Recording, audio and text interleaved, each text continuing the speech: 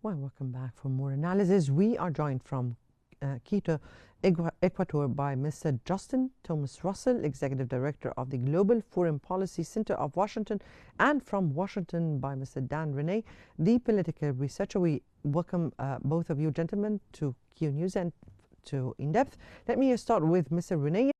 Trump has reportedly approved plans to attack Iran, but hasn't decided yet. What does this tell us about the political risk he is weighing internally? Yes, and thank you so much for the opportunity. This is certainly a historic and incredibly important issue and matter that the whole world is watching here. Definitely. Yes, the fact is that Trump is weighing much more than politics here.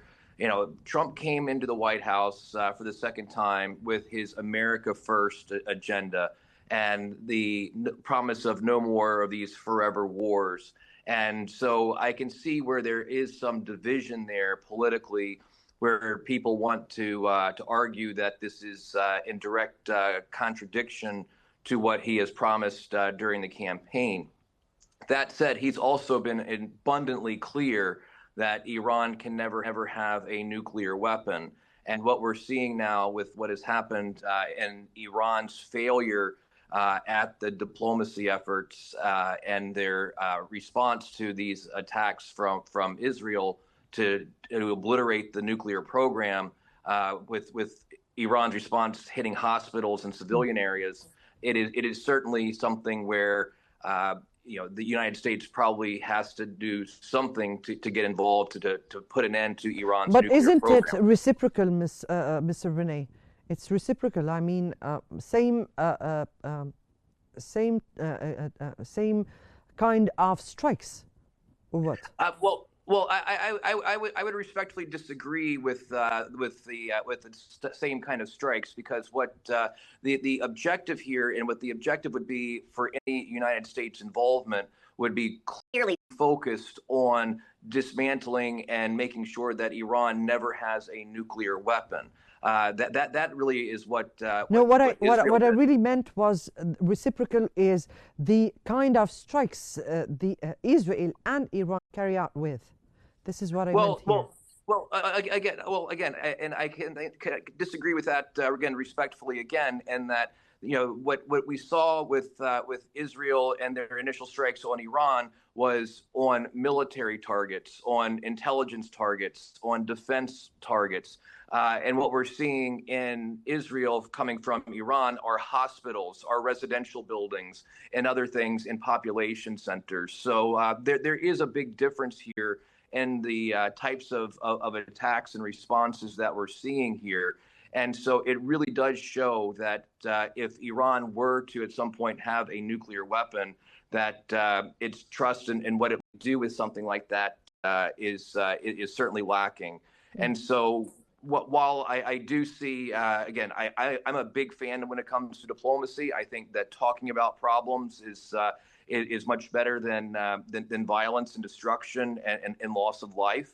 But that said, it seems that the diplomacy efforts had reached the end of their end of the line there, and something had to be done as Iran got closer and closer to procuring this nuclear weapon.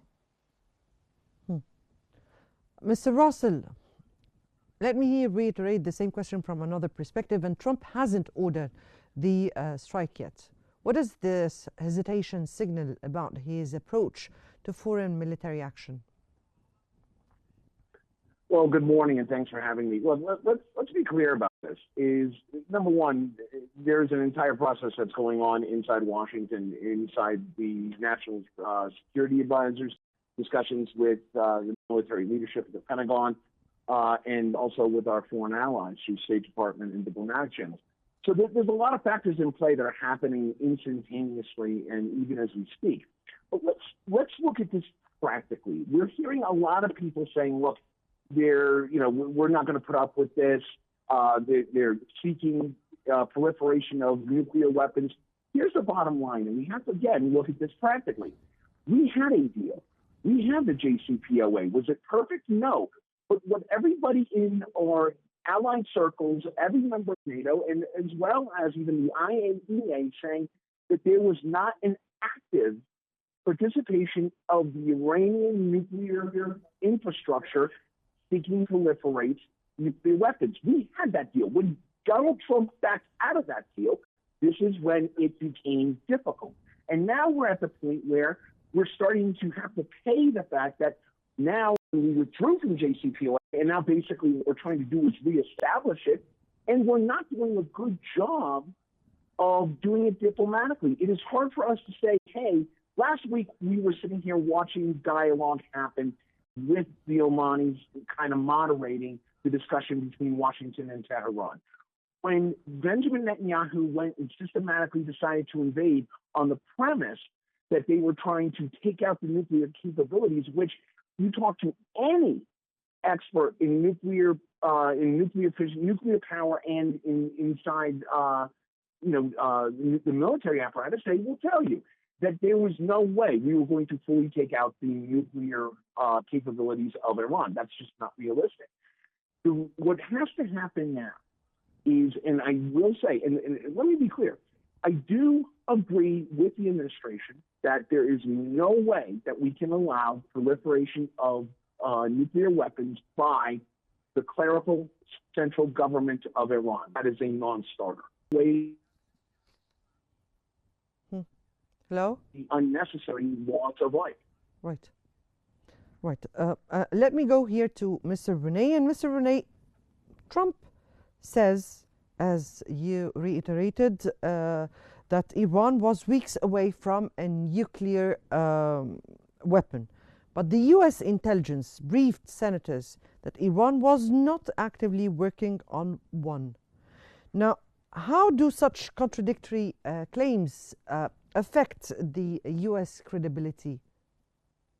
Yes, I do not know where things are in terms of whether they were a day away, an hour away, a month away, or a year away. No, they were. The intelligence, your intelligence, said they were not working on one.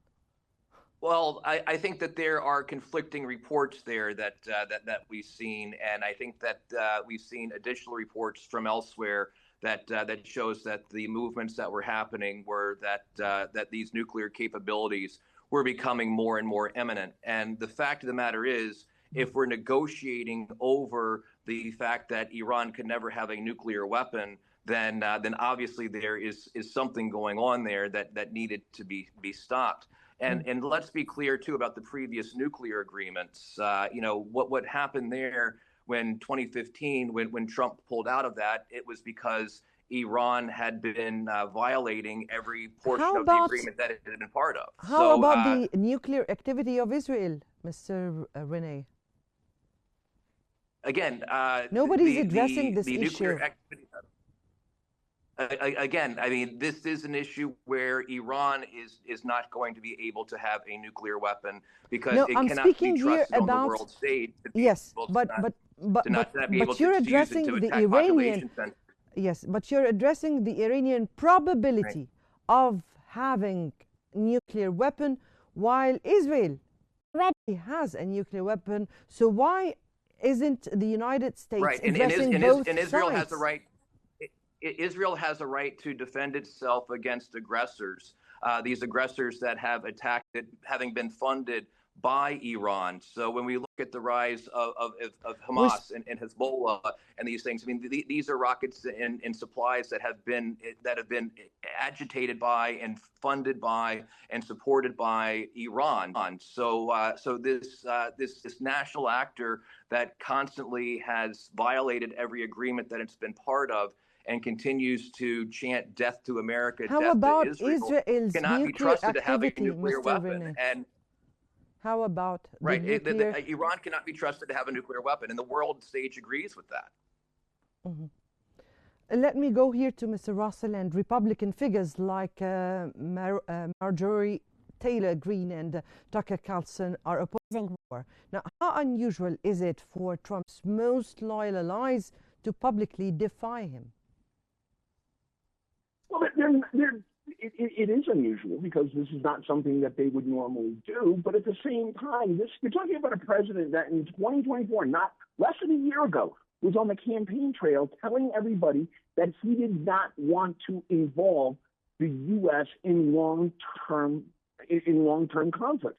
This is exactly what we're preparing to do right now. If anybody thinks this is not going to be long-term, they don't understand the geopolitical scene right now. The other thing I want to talk about is, this idea that, that non-proliferation for one, but proliferation for the other is completely acceptable. That is undermining the whole idea of the non-proliferation of nuclear weapons. Nobody is more of a hawk when it comes to the sovereignty and the protection of the citizens and the government of Israel than I am. I have done this for decades. I have also stated the fact that there needs to be a roadmap to a two-state solution. Again, another time, another story. But when it comes to Iran, when we hear people, and particularly with the fact that Donald Trump's own director of national intelligence, Tulsi Gabbard, testified in front of the Senate and said there is no evidence between any of our allied partners that gives way to the claims of proliferation and the active working on a nuclear weapon by the government of Iran. His own director of national intelligence, his own intel person, is telling him this, and they still defy the intelligence estimates given by their own intelligence services. That being said, we either have to be on the side of not engaging and being, not engaging and putting our troops in harm's way for another long-term battle in the Middle East, or we're going to have to take it back and understand the fact that we are all in on Israel, right or wrong, and this could cause further loss of innocent lives. It could put our national security interests and our warfighters at grave risk, and put our own allies at risk in the region. Right. Mr. Renee, a wide-ranging economist YouGov poll revealed that 53% of voters who backed Trump in the 2024 presidential election do not want the country to join in Israel's strikes. Could this internal opposition derail Trump's decision? What do you have on that? Yeah, again, I do think that there is a small part of the decision-making process that is taking place, but I really would think that politics plays little to any role in this decision. It really becomes a decision on whether or not this can be something that prevents that forever war that your previous guest just mentioned, and it's something that I fear he's right on. I hope that he's not, and I hope that it is exactly the decision-making process that's happening in the White House right now, is that if this can be a surgical style attack that can dismantle these nuclear capabilities and find a way to bring Iran back to the diplomacy table, that would be the best way. So but public opinion, people fear this could be longer. So public opinion in the United States does not reflect on the political decision inside the White House? Is what I'm saying here? I'm saying that it does matter, but the safety of the world stage and what needs to happen here in terms of protecting our allies and protecting the world against a nuclear Iran is something that has to weigh into the decision-making process. Politics should not be what wins the day. Public opinion, of course, is incredibly important. The American people don't want to see more wars. They don't want to see more violence or destruction. But at the same time, we also don't want to see a nuclear Iran that would result in much more of those same things. Again, you're addressing the nuclear issue. And again, I'm asking you about the Israeli nuclear capabilities. We'll get back to you, Mr. Renee, again. Mr. Russell, Trump built his political brand criticizing regime change wars. Now, how do we explain his current apparent openness to join Israeli strikes on Iran's nuclear sites And what do you have of what Mr. Renee here said? With all due respect to Mr. is literally the mantra that is coming out of the White House. I can't fault Mr. Renee for that, and I concur with what he's saying if I agree with that mantra. What I will say, though, however, is this is a situation where we don't have credibility. The credibility here is just bad. When Steve Witkoff, the special envoy for the Middle East, goes to the table and starts working in good faith, and then having a solid dialogue with the Iranian leaders across the table, 24 hours after Steve Witkoff leaves, the Israelis kill them. So the people that we're trying to negotiate, the people that are now gone. And now we have a void of thought leadership in having any discussions on where we get to a peaceful diplomatic solution in all of this. That's not going to happen right now. The other thing we have to look at is if we do engage, which we should not, the reason why we are trying to, that Israel wants us engaged in this, because in order to take out the Iranian nuclear capabilities, particularly with the accusations that they have active operations proliferating nuclear weapons, those facilities are so far deep underground, the Israelis don't have the arsenal to do it. They need basically a bunker buster capability. They need what we would call the mother of all bombs, and the only allied force that has that is the United States. That is why Israel, because in order to get this, they have to get out. There's one other aspect that we have not discussed, and this is big, is what is the end game? If Bibi Netanyahu's end game was to disrupt and stop the nuclear program from proliferating nuclear weapons, we could have done that diplomatically, or Mossad did it in the first 48 hours surgically.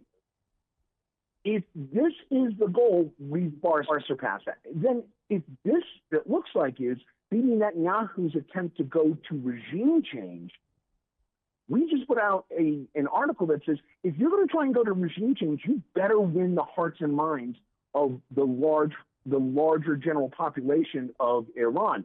And right now, they are losing that fight. And they are strengthening the resolve of Iranian nationalism, saying, you don't do this to us. You're killing our people. That's just going to solidify Ayatollah Khomeini and President Peshkarian in their position. That's what we don't want. We got to take that into consideration. Mm-hmm. Mr. Renee, Republican Senator Thomas Masai introduced a resolution to block Trump from taking military action without congressional approval. Now, how likely is it that Congress could actually restrain Trump? I would give that about a between 0 and 0% chance. The fact of the matter is that Congress is doing this. It's a purely political move.